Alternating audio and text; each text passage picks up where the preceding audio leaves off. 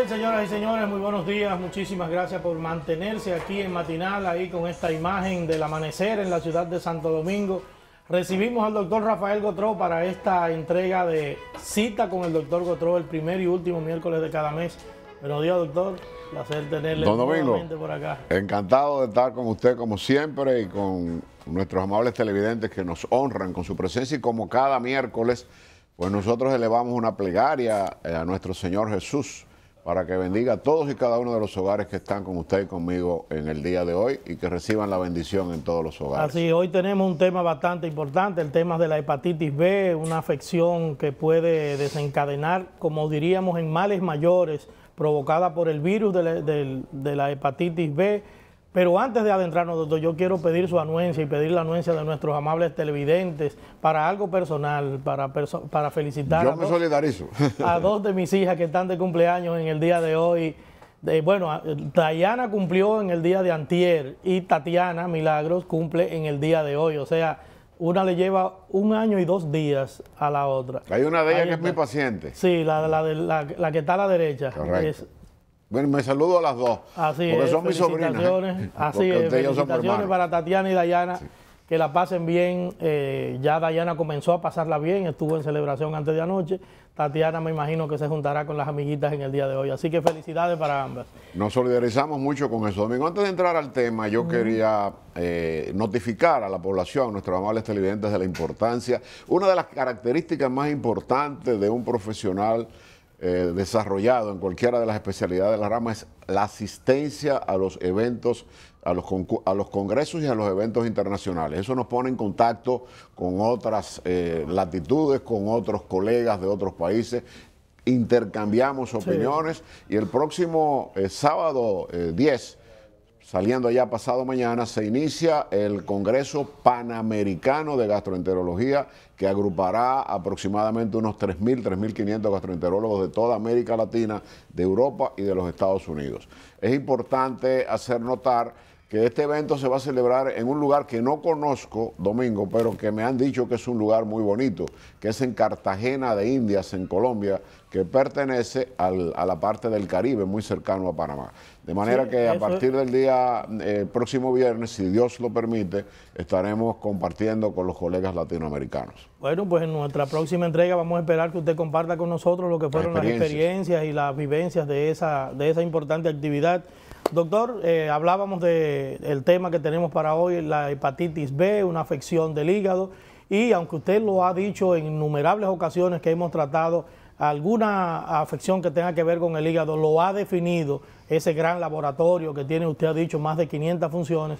Me gustaría que usted lo repitiera, porque a veces tenemos televidentes nuevos que se unen a este club de Cita con el doctor Gotró, que ya se ha hecho una costumbre el primer y último miércoles de cada mes, que repita la explicación de qué es el hígado, para que entonces nos adentremos en esta afección que es de fácil transmisión, de fácil contagio, porque es un virus y se transmite por aguja, por la saliva, si hay sangrado, pero eso lo va a explicar usted más adelante, después que dé la definición de hígado. Domingo, cada día está tirando más términos, o sea, definitivamente eres muy querido, por donde quiera que voy me hablan de cómo está Domingo, o sea, en un último viaje que hice a Nueva York también, tenemos la ventaja de que somos vistos allende los mares por muchas personas, muchos dominicanos que ameritan, y lo que tratamos de hacer cada primer y último miércoles, que ha sido el norte.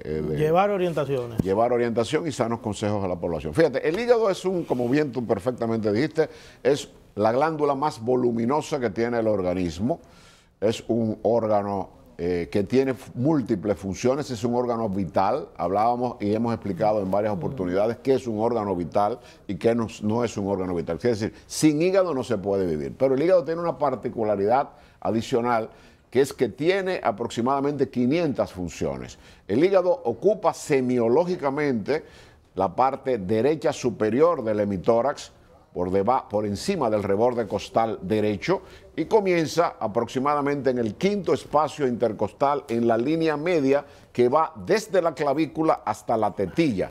Debajo de la tetilla está el quinto espacio intercostal y en ese lugar está el borde superior del hígado. En la parte inferior va a estar por encima del reborde costal final de la parte derecha del abdomen. Mide horizontalmente unos 26 centímetros por unos 15 centímetros hasta arriba y tiene un espesor de aproximadamente 8 centímetros. Tiene 4 lóbulos, el lóbulo izquierdo, el lóbulo derecho, el lóbulo cuadrado y el lóbulo de Spiegel. Tiene una cápsula que prácticamente lo envuelve y lo protege, que se llama la cápsula de Gleason, que es transparente. El color del hígado es un color rojo vino y es fácil, como si tú estuvieras mirando una gelatina, pero con una mayor solidez. Pesa aproximadamente 1.5 kilos, que vienen siendo aproximadamente unas 5 libras, y entre las importantes funciones que tiene este órgano vital, tenemos la de la conducción y producción de la bilis, fundamental para el proceso de la digestión. La producción de los carbohidratos, fundamentales para el sistema de la vida de todo. La persona que no ingiere carbohidratos no tiene nutrientes, esos son los grandes nutrientes. Produce la vitamina B12, el hierro, el cobre, tiene factores muy importantes dentro del punto de vista de la coagulación, como es la protrombina y todos los factores coagulantes existen también en el hígado. Funciona en el desenvolvimiento de los triglicéridos y del colesterol, y dentro de las múltiples funciones que tiene este importante órgano es que es fundamental en el proceso de desintoxicación del organismo. Tiene 2 grandes comunicaciones venosas, el sistema porta, que lleva toda la sangre que el organismo purifica en el pulmón y lo envía al organismo a través de las arterias y a través de las venas. Pues viene lo que denominamos la circulación de retorno. Una vez el organismo se nutre de toda esa sangre pura, que la purifica cuando respiramos el oxígeno, a través del corazón, del sístole y el diástole, por las arterias va la sangre arterial pura. En la circulación de retorno, esta sangre que es venosa, la vena porta, recoge todas las toxinas del intestino en sentido general, y el 70 al 75% de la circulación total del organismo pasa por este importante órgano, haciendo una especie de purificación. En el intestino se produce algo que es muy importante en las encefalopatías, en el coma hepático, que es la fase terminal del hígado, que la hepatitis B lo puede producir, una encefalopatía por una cirrosis o un hepatocarcinoma. El amonio, que es tóxico, al entrar a través de la vena porta al hígado, lo transforma en urea y pasa al riñón, que es cuando lo eliminamos a través de la orina, que también es un órgano desintoxicante de ambos riñones, y que hay un síndrome en las complicaciones hepáticas ya muy avanzadas, que se denomina el síndrome hepatorrenal, en el que el hígado y el riñón, 2 grandes órganos desintoxicantes, están dañados, produciendo generalmente una encefalopatía, que es lo que se conoce como un coma hepático, que tiene una mortalidad por encima de un 70%, porque ya la célula hepática, cuando llega a la cirrosis, no funciona. Entonces, en la otra parte, fuera de la vena porta, está la arteria hepática, que también irriga el hígado, pero con sangre pura. Quiere decir que toda esta circulación de este importante órgano nos hace llamar la atención a nuestros amables televidentes, como bien tú introdujiste el tema en una forma brillante, en el sentido que queremos que nuestros televidentes le presten atención al tema que vamos a desarrollar en el día de hoy, y si tienen la amabilidad, oiremos 2 o 3 televidentes, pero es muy importante este tema, Domingo, porque es un tema de salud pública. A nivel de las Naciones Unidas y a nivel de la Organización Mundial de la Salud se han hecho resoluciones mundiales para combatir la hepatitis B. Para que el público tenga idea de la trascendencia del tema que vamos a tocar hoy, queremos decir que 2.000 millones de personas en el mundo, de una u otra forma, han estado en contacto con el virus de la hepatitis B. Que de esas 2.000 millones de personas que en todas partes del mundo entran en contacto con el virus de la hepatitis B, aproximadamente 250 millones a 300 millones de personas caen en lo que nosotros tenemos la obligación de evitar, que es que una hepatitis B, que va a pasar por la fase aguda en principio y que puede entrar en la cronicidad, que puede durar hasta 20 años, esa cronicidad lenta y progresivamente y silentemente, sin darle ningún síntoma al paciente. Este tipo de cambio importante que realiza la célula hepática en su deterioro cuando la hepatitis B entra al hígado, produce el proceso de incubación, el proceso inicial, que es el proceso agudo, y entra en la etapa silente. Un porcentaje muy importante de pacientes que están contaminados van a entrar en una hepatopatía crónica, lo cual desgraciadamente cobra cerca de 650,000 muertes al año. Lo que estamos hablando de un tema de salud pública a nivel que este año la Organización Mundial de la Salud, en el año 2016, lanzó un programa en el cual se prevé tratar de ver si la humanidad logra erradicar este flagelo para el 2030. Tú sabes que la Organización Mundial de la Salud y las Naciones Unidas tienen sus departamentos sanitarios cuando se trata de problemas de esta envergadura. Para darle una idea a los amables televidentes, todo el mundo habla del HIV, del SIDA y del flagelo que ha significado el SIDA en los últimos 30 o 40 años y la cantidad de personas que han muerto. Para darte una idea de la trascendencia de lo que estamos hablando y informando a nuestros televidentes, por cada caso de SIDA en el mundo hay 100 casos de hepatitis B. Oye lo que te estamos diciendo. Oigan, amables televidentes, que esto es una enfermedad. ¿Y la mortalidad? ¿Cuál es la relación entre el SIDA y el SIDA? Ya pudiéramos decir, tengo el honor de conocer a la profesora Helen Kenny, que es una viróloga que radica en República Dominicana y cuyo hermano reside en Los Ángeles y es uno de los mentores a nivel mundial del HIV. Y yo te pudiera decir que el SIDA ya es una enfermedad controlada. La hepatitis B, quiero adelantar, aunque lo vamos a repetir más adelante, que a pesar de todos los adelantos y de que logremos mira qué bonita imagen donde vemos un hígado normal y fíjate hacia dónde lenta y progresivamente lleva la hepatitis B crónica al paciente, que es lo que llamamos o una cirrosis hepática o un hepatocarcinoma. Entonces, ¿qué es la hepatitis B? Luego de esta introducción que hemos tratado de orientar a nuestros amables televidentes. La hepatitis B es una enfermedad infecto-contagiosa, es una infección viral producido por el virus de la hepatitis B, HBV, B pequeña b por sus siglas en inglés, y es producida por un virus de la familia Hepatviridae. Mide aproximadamente 42 milimicras. Quiere decir que es la 10ª parte de 1 milímetro, lo que es un virus que solamente lo detecta el microscopio electrónico, es el que lo detalla. Tiene una historia muy importante porque viene desde hace más de 2 o 3 siglos la afección, pero no es sino hasta que un genetista norteamericano, el doctor Bloomberg, en el año 1963, encuentra que en pacientes politransfundidos, o sea que se le han hecho transfusiones de sangre, desarrollan una enfermedad que él, extrayendo esa sangre y la de un aborigen australiano, las combina y cree que descubre un virus de una lipoproteína que todavía no llama hepatitis B. A este virus, que es lo que se denomina el antígeno de superficie, que hoy es el non plus ultra de lo que es el diagnóstico de que un paciente está contaminado con hepatitis B, él le llamó antígeno australiano porque fue en combinación con un indígena, con un aborigen de Australia. Ese antígeno australiano es hoy el HBsAg, que es el virus característico para la detección de la hepatitis B.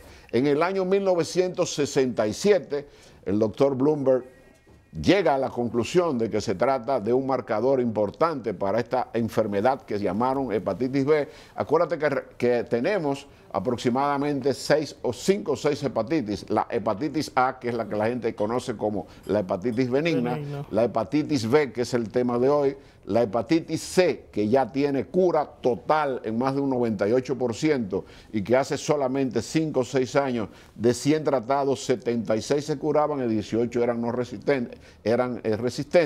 Tenemos la hepatitis D y la hepatitis E. La hepatitis B tiene aproximadamente 8 genotipos diferentes, lo cual conlleva que es una enfermedad de alta peligrosidad. Volvemos a insistir de que el público vea cuál es la diferencia entre un hígado normal y un hígado cirrótico, en el cual en esa parte ya ese hígado es irreversible y la única forma en que ese paciente podría sobrevivir es con un trasplante de hígado en la etapa que hemos estado mencionando. Entonces, el doctor Bloomberg, al aislar el virus en el 1963, en el 1967 lo cataloga ya como el nombre de antígeno australiano para su detección, y por esta gran investigación el doctor Bloomberg es condecorado en el año 1976 con el Premio Nobel de Medicina por este gran aporte que ha hecho a la humanidad. La hepatitis B constituye un flagelo importante en la forma que te voy a explicar. Tiene 2 vertientes.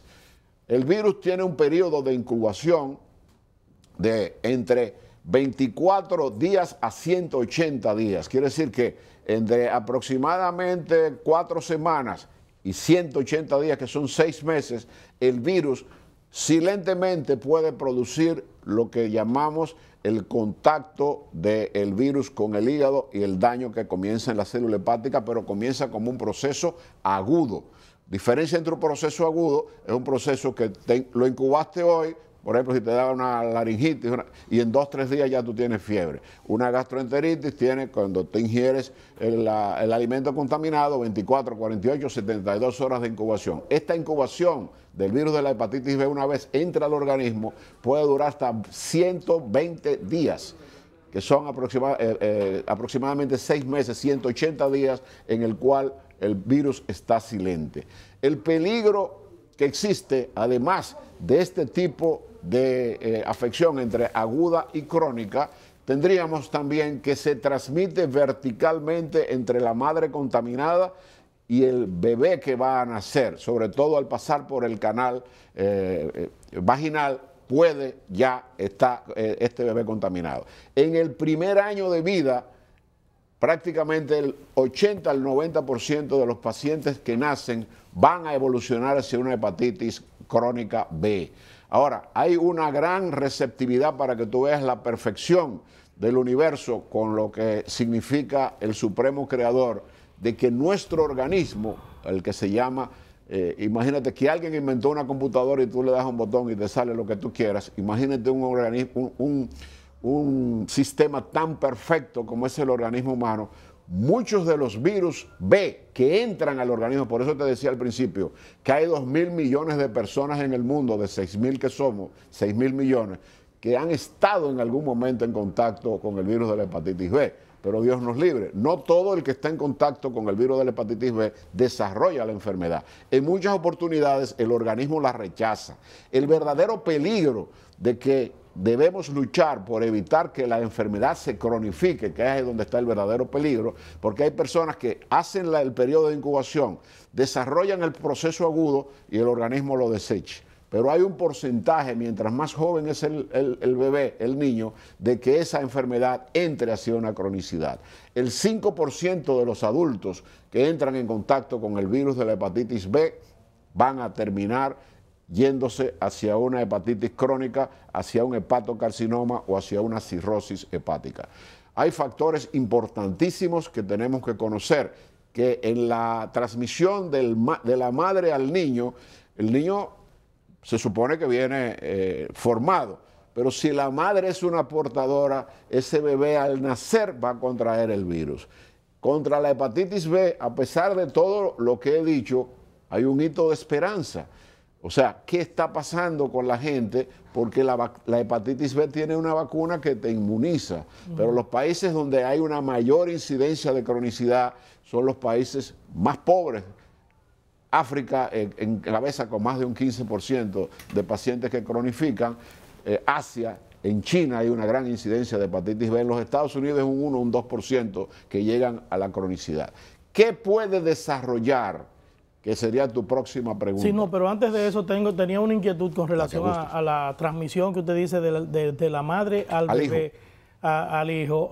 Veo que en algunas de las publicaciones hay contradicciones, hay divergencias entre si se puede contagiar el bebé al momento de ser amamantado. En algunos casos dice que sí, en otros dice que no. No, está completamente probado que en los casos en que el bebé nace, si la madre es un HbSAg positivo, se puede transmitir a través de la leche materna. Definitivamente eso está completamente comprobado. En la medida en que el bebé nace y no es vacunado con una madre HbSAg, existe una prueba contundente que indica la virulencia que tiene el virus, que es un virus muy activo. Estoy dando términos eminentemente médicos, pero son absolutamente necesarios para que el público entienda. El objetivo nuestro, tuyo y mío en el día de hoy, no es entrar en tecnicismos médicos, pero sí tenemos la obligación de que la gente conozca. Mucha gente sabe lo que es antes se le decía antígeno australiano. El HbSAg tiene un marcador adicional que es fundamentalmente el HBeAg,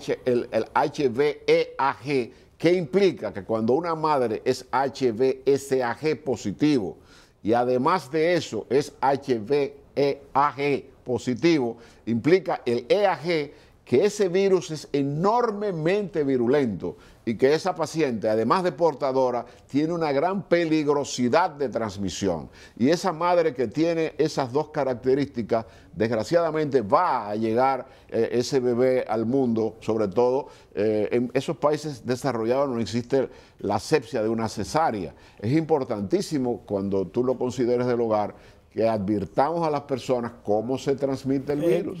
Precisamente ese era el tema que quería que entráramos, exacto, de cuáles son las vías de contagio, porque veo que son múltiples y estamos expuestos en zonas, por ejemplo, de zonas tropicales, zonas del Caribe, hay una mayor incidencia de hepatitis B, igual que en zonas de Oriente, de Yendo China. A eso, diste en el, doctor Domingo del Pilar, diste en el clavo, en el sentido de que, por ejemplo, fíjate, países como este, donde hay una gran promiscuidad, donde hay una falta de cuidado importante, en todos los niveles, pero en los niveles socioeconómicos de menores recursos existe más insalubridad, desgraciadamente.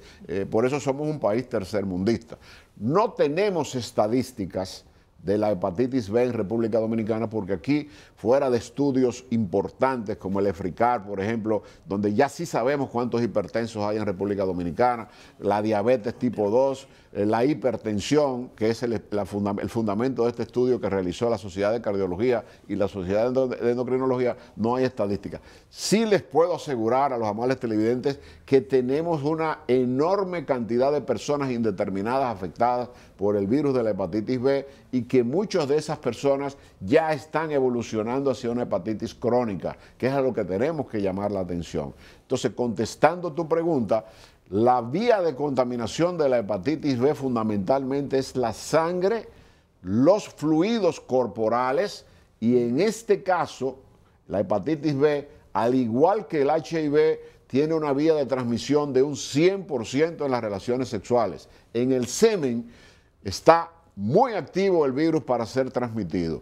¿Quiénes corren riesgo o qué factores pueden hacer que tú puedas o cualquier persona pueda contaminarse en el virus?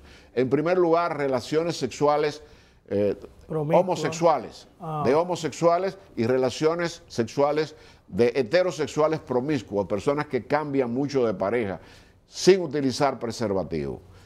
Transfusiones sanguíneas, con los adelantos que ha tenido la ciencia, ya es muy difícil que haya una transmisión directa entre un paciente que sea el virus transmitido por una transfusión, porque ya los bancos de sangre tienen la prueba, el HbSAg, que antes no existía y era una de las vías de contaminación más importantes, y ya se sabe. Las jeringas no son reusables. Exactamente, como en el pasado. Las jeringuillas eran...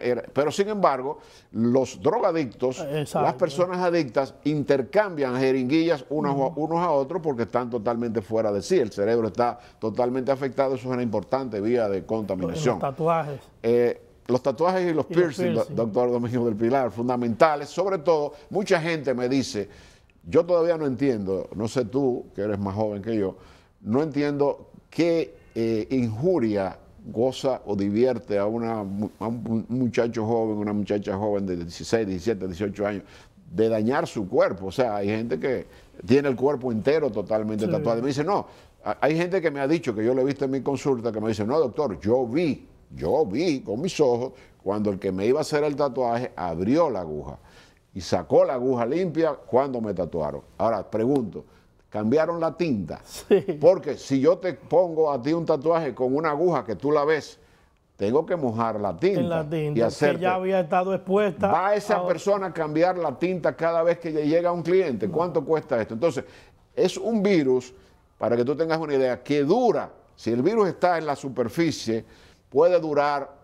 7 días siendo activo, 7 días siendo activo, cuando generalmente un virus de cualquier índole, 24 o 48 horas ya no es latente con el medio ambiente de lo que es la promiscuidad, la suciedad, etcétera. Este virus está vivo 7 días después que tú lo depositaste. Se ha sabido que se contamina a través de la saliva. ¿Cómo?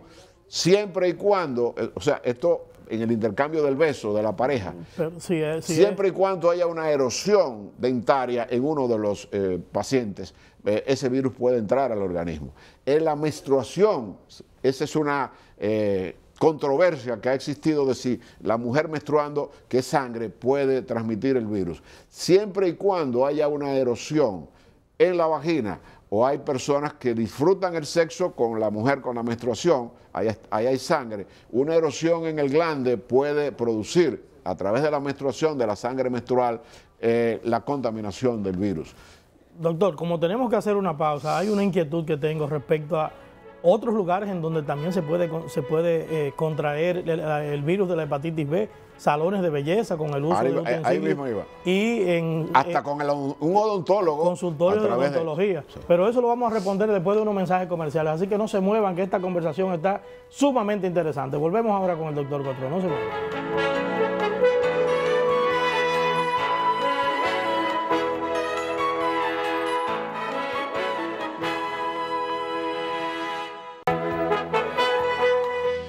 La ARS Salud Segura cuenta con la más alta calidad en sus prestadoras, con 20 especialidades médicas al servicio de nuestros afiliados como son otorrino, cardiología, cirugía general, urología, psiquiatría, endocrinología y nutrición. ARS Salud Segura les brinda lo mejor a sus afiliados y sobre todo sin pago adicional. No pagues diferencias. ARS Salud Segura, porque tu salud es lo primero.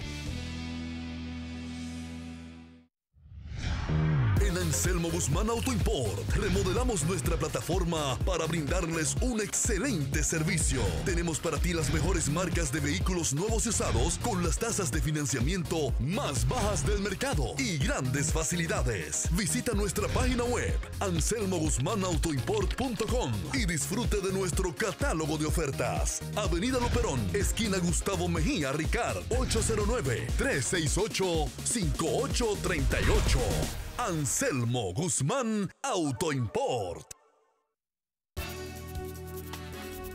El Nuevo Diario se renueva. Ahora, el periódico que solo dice la verdad viene en un diseño de lectura rápida y con más temas e informaciones para ti. El Nuevo Diario te muestra las cosas como son y con una diagramación y estilo de redacción de fácil lectura. Aprovecha tu tiempo. Lee El Nuevo Diario. Las cosas como son. Salón Mechi, siempre innovando para ti. Con más de 3 décadas en la industria de la belleza, pioneros en las extensiones de pelo hindú. Siempre brindamos los mejores servicios de color, corte, maquillaje, depilación y todo lo referente a la estética. Ahora Salón Mechi les presenta su nueva propuesta más elegante, M Salón by Magali Solís en Silver Zone Gallery, ubicada en la avenida Tiradentes, esquina Gustavo Mejía Ricard en San Chenaco. Disponible para todas y todos. Además, brindamos servicio a domicilio para hacerte la vida más fácil. Síguenos en las redes sociales. Salón Mechi, siempre innovando para ti. Ramsés es demasiado necio. Ustedes no irán a ninguna parte. Los hebreos continuarán en Egipto. Y esto podría costarle su tesoro más preciado. ¡No te atrevas a hablar de mi esposa y de mi hijo! ¡Entonces haz algo para protegerlos! Moisés y los 10 mandamientos. Desde las 9 de la noche por Telemicro. Se ve mejor.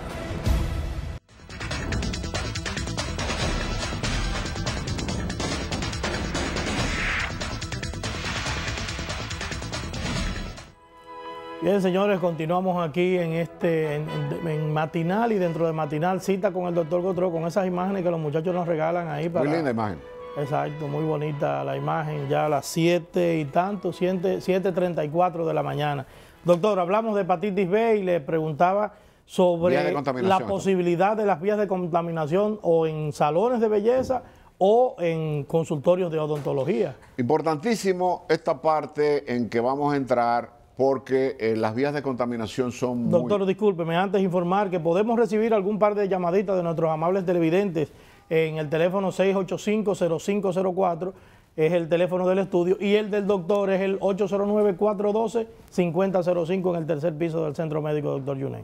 La parte importante que tú acabas de mencionar, los cuidados que hay que, siempre que hay una injuria en la piel en que esté envuelto fluidos, semen o sangre, es contaminante altamente en la hepatitis B. Es alarmante las cifras que nosotros pudiéramos tener en el país de hepatitis B y que desconocemos. La gran lucha que tiene que tener las autoridades sanitarias, la Sociedad Dominicana de Gastroenterología, a la cual me honro en pertenecer y en haber sido en su momento uno de sus presidentes, pasado presidente, tenemos que elaborar en este aspecto de llevar conciencia a la población. No sabemos nuestras estadísticas, no solamente de hepatitis B, sino tampoco de hepatitis C. Y hay, como es una enfermedad silente, esa es una vía de contaminación, el cuidado que hay que tener en los salones. Yo he visto que tu esposa, cualquier persona va a un salón y hay una muchacha que te va a quitar la cutícula donde puede haber una herida, que coge un algodoncito con alcohol y la moja y te hace y te puede herir. Lo mismo hay lugares ya en Estados Unidos en que los odontólogos utilizan materiales para trabajar desechables, que no son, porque en muchas oportunidades la autoclave no reúne las condiciones necesarias, es un virus enormemente resistente y a través de cirugías, a través de las famosas jeringuillas de hace 10, 15, 20 años que las hervían y con esa aguja te ponían una vitamina T, a mí una penicilina, pues esa era una gran vía de contaminación y entrada del virus. Y entonces el proceso de la incubación. Yo tenía otra inquietud sobre eso, doctor, sí. Y disculpe que le interrumpa. Usted hablaba ahorita del proceso de incubación de entre 24 días a 180 días. Que son 6 meses. Una persona con vida desordenada, promiscuo, que se tatúa, o sea, se hace un tatuaje, dentro de ese periodo de esos 24 días, un tatuaje, tiene relaciones sexuales de manera desordenada, se inyecta con una aguja, puede desconocer cuál fue su vía cuando vaya al médico a hacer, puede desconocer cuál fue su vía de transmisión, porque si dura 24 días no va a saber con certeza cómo contrajo el virus. No 24 días, puede ser que a los 3 meses. A los 3 meses o 6 meses, porque puede durar. Fíjate, el periodo de incubación es muy amplio, los síntomas son muy vagos y hay cuadros. La primera etapa de que es tu pregunta, cuando el virus entra al organismo, ¿cómo sabe? ¿Qué manifestaciones hay? Hay lo que se llama hepatitis subclínica, que no produce, vamos a hablar de la aguda, cuando el virus entra para entrar en la crónica, que es el mensaje que queremos dejar, el peligro de la hepatitis crónica, que puede generar en esa imagen que nos puso Carlos del hígado normal y el hígado ya con hepatocarcinoma o con cirrosis hepática. En la fase aguda, una vez el virus entra al organismo, toma un periodo de incubación. El virus de la hepatitis B tiene lipoproteínas y tiene una capa que lo protege, que es la superficie del virus. Ahí lo está, excelente imagen. Fíjate, esa parte que estamos viendo, mira que tiene varias partes, lipoproteínas, y en la parte que lo encubre es donde está lo que hemos denominado, y te explicaba al principio, que Bloomberg le llamó antígeno australiano, que es hoy el antígeno de superficie. Esa parte y el anticuerpo que podemos detectar cuando hay un HBsAg positivo, que haya un HBeAg positivo, eso conlleva el AG positivo implica que tienes el virus. El EAG implica que ese virus es altamente activo y sumamente peligroso para desarrollar la enfermedad. Entonces, cuando estas dos cosas se juntan, ese paciente HBsAg positivo va a ser positivo toda su vida. Quiero aclarar, sin alarmar, que la hepatitis B hasta el día de hoy no tiene cura. El paciente que tiene HBsAg positivo y pasa de la fase aguda a la fase crónica, no hay ninguno de los medicamentos que vamos a mencionar, que son los antivirales y los nucleótidos, no hay un medicamento que diga se erradicó.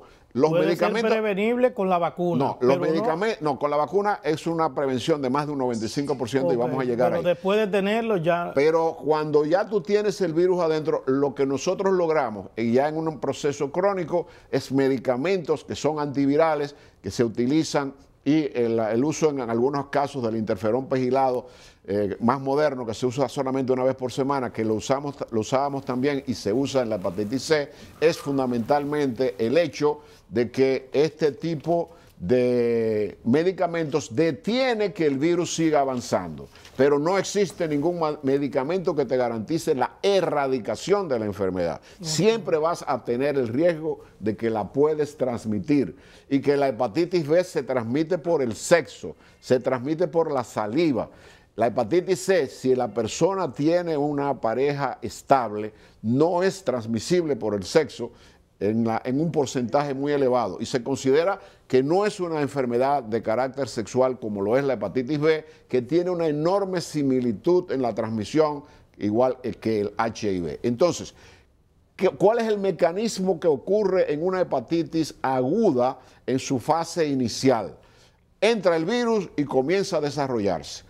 Estamos mirando en pantalla el virus de la hepatitis B y lo agresivo que es, lo minúsculo que es. Mira cómo entra directamente a través de la más mínima herida que haya contacto de sangre, incluyendo en la boca, incluyendo en el glande, incluyendo en la vagina. Este virus puede penetrar, incluyendo en una limpieza bucal, incluyendo en un salón de belleza, incluyendo en el famoso piercing, incluyendo en los tatuajes. Y tú me decías que tú has hablado con personas que dicen, yo vi cuando sacaron la aguja, esa aguja y la botó.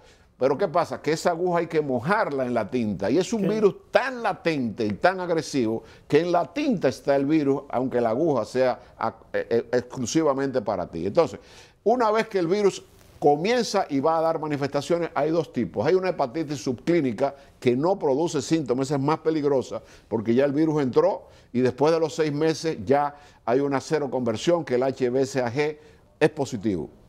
Es positivo. Por eso, ante la presencia de cualquier intervención quirúrgica que se haga en cualquier institución del país y a nivel mundial, fíjate que le mandan a las personas sin ton ni son, sin ningún tipo de justificación. ¿Por qué me mandaron a hacer que si yo tenía el virus de la hepatitis B?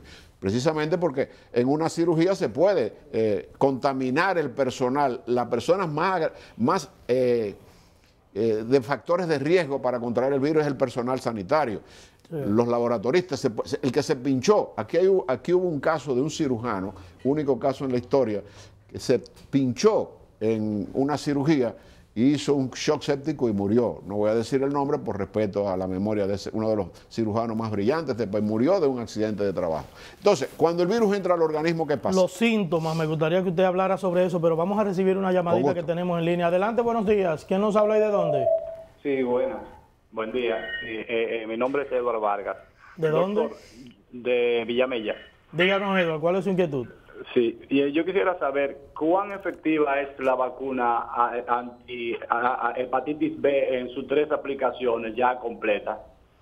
Gracias. Prácticamente un 100%, y eso lo vamos a tocar ya en la etapa final, porque la Organización Mundial de la Salud ha vacunado 1.000 millones de personas del virus de la hepatitis B a nivel mundial desde que fue institucionalizada en el año 1982. Desde el año 82 hasta la fecha son 3 dosis y son virus latentes que te protegen cuando pudiera entrar el virus y lo rechaza. Esa es la función de la vacuna, que la vamos a mencionar ya en los minutos finales del programa. Vamos a hablar de síntomas.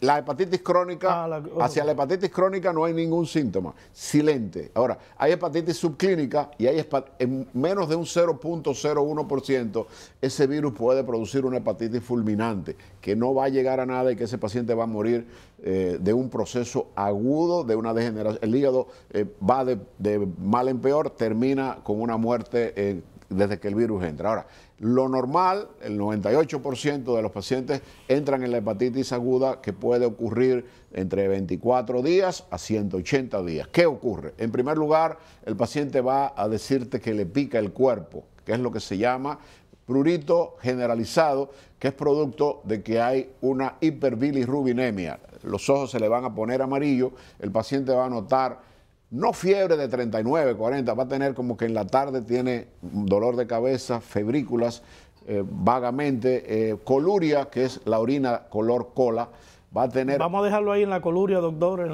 para recibir otra llamadita que tenemos en línea. Adelante, buenos días. ¿Quién nos habla y de dónde? Buenos días.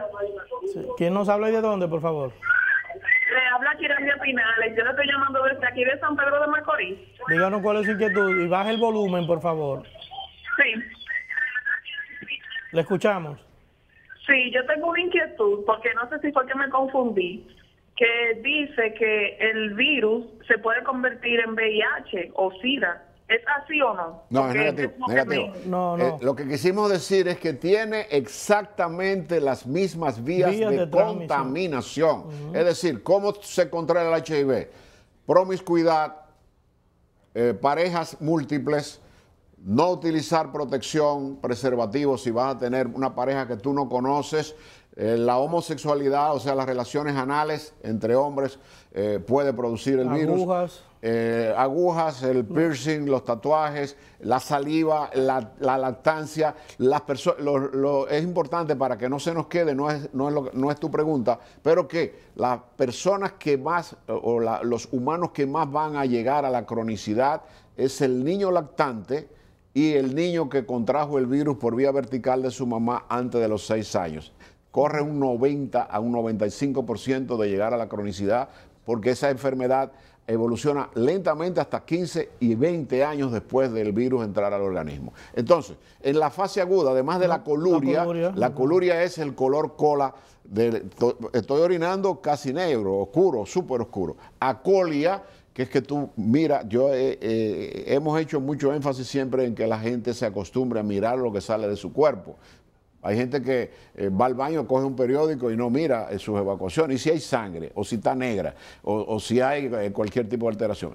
La colia es el color, al no haber pigmentos, el color va a aclarar y es como si fuera arcilla, un color blancuzco de las materias fecales. Temperatura que no llega a 38 grados, náuseas, vómitos, diarrea, astenia, o sea, sensación de cansancio, inapetencia y puede haber incluso epigastralgias, dolores en la boca del estómago, como dice la gente que es el epigastrio, y esto va a durar aproximadamente de 8 a 10 días. A partir de ese momento, Domingo, el paciente desaparece sin ningún tipo de tratamiento. ¿Qué tratamiento tendría? Hay muchos pacientes que vomitan permanentemente, pues hay que hacerle una rehidratación. Hay pacientes que se le debe restringir totalmente las bebidas alcohólicas. Como decía un político aquí, que ni se lo unte. O sea, no puede tener ningún contacto con alcohol a nivel de ingestión. Evitar realizar fuerzas, correr, caminar en exceso, una dieta baja en grasas para evitar que haya un disconfort. Y en la mayoría de los casos, este paciente no tiene ningún otro tratamiento. El paciente desaparecen los síntomas primarios. Eso fue el cuadro de la hepatitis aguda. ¿Cuál es el próximo paso? Que ese paciente puede ir lenta y paulatinamente hacia la hepatitis crónica. ¿Cuál es el mensaje en el que nosotros hemos querido abundar tan profundamente en una afección como esta? Es el hecho de que el paciente que evoluciona hacia la cronicidad corre el riesgo de tener un hepatocarcinoma, una cirrosis hepática, y que la mayoría de las personas que desarrollan el virus, muchos de ellos el organismo lo rechaza y no desarrollan la enfermedad. El problema está que a nivel mundial se están muriendo 600.000 personas todos los años a causa de este virus, a causa de las complicaciones que conlleva el que ese virus evolucione hacia la cronicidad. Hablemos de la forma de diagnosticarlo para que entonces entremos un poquito en el tratamiento porque ya estamos en la curvita de la Paraguay. Yo te dije que era un tema muy largo, sí, pero yo creo que logramos nuestro objetivo. En primer lugar, no asustar a nadie, pero que lo tengan presente, porque la etapa hacia la cronicidad es totalmente crónica. Antes de que usted entre en la parte del diagnóstico, doctor, permítame leer algo de un documento que extraje sobre el tema, que dice, no es posible contraer, ya habíamos dicho cómo se contrae, sí. Entonces, no es posible contraer hepatitis B por darse la mano o agarrarse de la mano con una persona infectada, recibir la tos o el estornudo de una persona infectada, abrazar a una persona infectada, sentarse al lado de una persona infectada, compartir cucharas, tenedores u otros utensilios para comer, tomar agua o ingerir alimentos. Esas no son vías de contaminación. Ya el doctor ha explicado claramente que tiene que haber sangrado para que se pueda producir esa vía de contaminación. Brillantemente, con lo que acaba de decir, le agregamos, además, la precaución de si usted tiene en su hogar una persona con un virus de la hepatitis B, con HBsAg positivo, o sea que ya es portador de del virus de la hepatitis B, aunque no tenga ningún síntoma, va a pasar larga data en que él va a ser un cero positivo sin ningún tipo de síntoma. Compartir cepillos, porque va a producir rajadura. Exactamente. Y compartir navajas de afeitar. Exacto. Y utensilios personales en los cuales pudiera haber sangrado. Eso que quede bien claro. Sí, hay que tener las precauciones, pero tampoco aislar a la persona que está afectada, no discriminarlo, ni que hay que tener su comida. Como mucha gente me pregunta, doctor, la cuchara, el vaso, aparte, nada de eso. Una última llamadita para que entremos en el diagnóstico. Adelante, buenos días. ¿Quién nos habla y de dónde? Adelante, buenos días. Se cayó, Anderson. Vamos a dejarlo hasta ahí para que podamos concluir ya con el tema diagnóstico y tratamiento. Adelante. El diagnóstico de la hepatitis B, en primer lugar, es importante, como decíamos, que cualquier persona que haya sido sometida o que vaya a ser sometido a un proceso quirúrgico dentro de la rutina que realiza el cirujano o el clínico que manda al paciente a cirugía, se van a hacer toda la virología en el cual está incluido el HBsAg como se llamaba anteriormente, el antígeno australiano, para ver si la persona es portadora o no del virus de la hepatitis B. En segundo lugar, fuera de la persona que es HBsAg positivo, que tiene el virus dentro, habría que ver qué tipo de virulencia tiene ese virus, si es un virus muy agresivo o es un virus latente. Un porcentaje muy importante de personas, a pesar de ser HBsAg positivo, pues no desarrollan la enfermedad porque su organismo mismo crea los anticuerpos necesarios, que es la labor de la vacuna, y evita que el virus desarrolle y avance. Vuelvo a insistir que además de esto se deben hacer todos los otros marcadores, el de hepatitis C, el de hepatitis D, el de hepatitis E, y se le debe hacer al HBsAg positivo el HBeAg. ¿Qué significa la palabra HBeAg con HBsAg? Que el que tiene los dos virus positivos tiene dentro de su organismo un virus que es altamente nocivo y altamente contaminante, y que ese paciente va a estar enormemente agredido por el virus para desarrollar la hepatitis crónica. ¿Cuál es la labor de la Organización Mundial de la Salud y de las Naciones Unidas? En el año 1994, el Consejo de Seguridad de las Naciones Unidas emitió una resolución dando la alarma de que la hepatitis B era un problema de salud pública a nivel mundial. Hoy, en el año 2014, la Organización Mundial de la Salud ha llamado la atención de que la hepatitis B se está trabajando con el hecho de que si tenemos una vacuna vamos a evitar que se contamine y vamos a ir a los lugares donde hay una mayor incidencia, que son los países tercermundistas totalmente subdesarrollados que viven en promiscuidad, porque el virus es un virus de promiscuidad, aunque la vía de contaminación sean fluidos, sangre y erosiones. Y la Organización Mundial de la Salud ha programado en el año 2015 que si las cosas comienzan los diferentes estados a mantener que es la vacuna de las 3 dosis, para 2030 declarar la hepatitis B fuera del nivel mundial y del daño que está ocasionando, con más de 600.000 muertes al año por personas que no llegan a tener el privilegio de llegar a un trasplante hepático o a un tratamiento adecuado. Entonces, la virología es fundamental. En muchas oportunidades tenemos dos pruebas importantes. Una de ellas no la tenemos en el país, aunque el aparato ha venido, que se llama el FibroScan. ¿Por qué? Porque a través del FibroScan podemos ver qué daño está produciendo el virus con nódulos y con lesiones, aumento de la silueta hepática. Cuando el hígado es palpable, es un hígado que hay que investigar, porque el hígado no se debe palpar porque está por detrás del reborde costal derecho. Cuando tú sientes esa parte inferior del hígado, ese hígado hay que investigarlo. El FibroScan es un procedimiento no invasivo, como si te hicieran una sonografía. Se puede ver el daño que puede estar en el hígado. Contamos con imágenes como la tomografía axial computarizada, como la resonancia magnética, pero el verdadero diagnóstico de si hay fibrosis, que ya implica un daño irreversible, es la biopsia hepática, que se le debe practicar a un paciente que ha sido positivo progresivamente. Además de esto, tenemos nosotros particularmente en nuestra consulta la hacemos rutinariamente. Todo paciente, aunque venga por problemas gástricos, problemas del colon, hacemos la analítica de investigación de los marcadores que pueden estar alterados y que puede ser el primer aviso.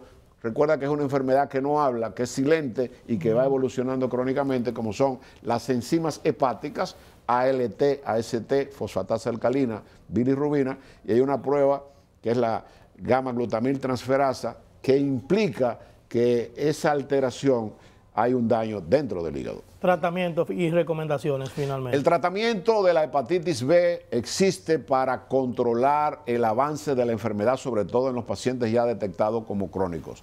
Tenemos medicamentos que son antivirales y medicamentos antinucleótidos, como son, por ejemplo, el sofosbuvir, el entecavir, y este tipo de medicamentos que se da una tableta al día. Algunos tienen efectos secundarios y hay aproximadamente 6 a 8 antivirales, sobre todo la lamivudina, el entecavir, el sofosbuvir, que son medicamentos que se utilizan en ocasiones.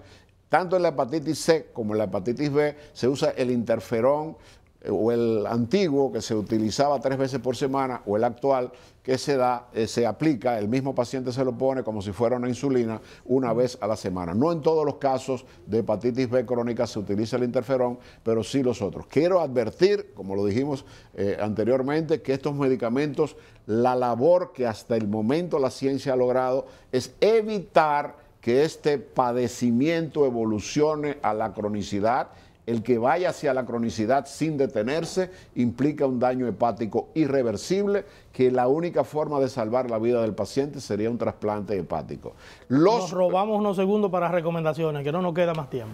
Pero es importante, Domingo, que la gente sepa que es importante que ese tipo de medicamentos sepa que tú vas a transmitir el virus, pero vas a tener la potestad de que no vas a evolucionar hacia donde estamos llegando, hacia la parte ya irreversible, hacia el trasplante. La prevención fundamental y llanamente, en 3 palabras, se llama vacunación. La vacunación fue institucionalizada en el año 1982, se han vacunado más de 1.000 millones. Desgraciadamente el personal de salud es el más propenso a tener los riesgos y la amerita.